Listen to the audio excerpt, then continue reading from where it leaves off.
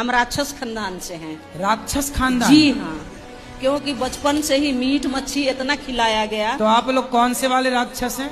अब ये तो नहीं पता, पर हैं राक्षसी। हिरण्याक्ष वाले, हिरण्यकश्यपु वाले, रावण वाले, कुंभकर्ण वाले, कंस वाले?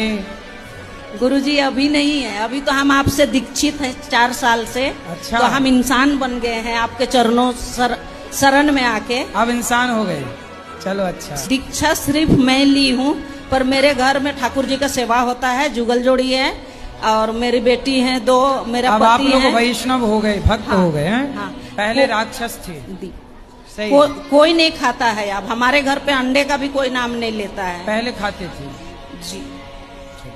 ये देखो कितनी अच्छी बात है, इन्होंने ये बात अच्छी कही कि जो मांसाहार करते हैं वो राक्षस हैं, लेकिन अब हम उस राक्षसपन से एक अच्छे इंसान हो गए। ये देखो ये परिवर्तन है, जो गलत करता है वो राक्षस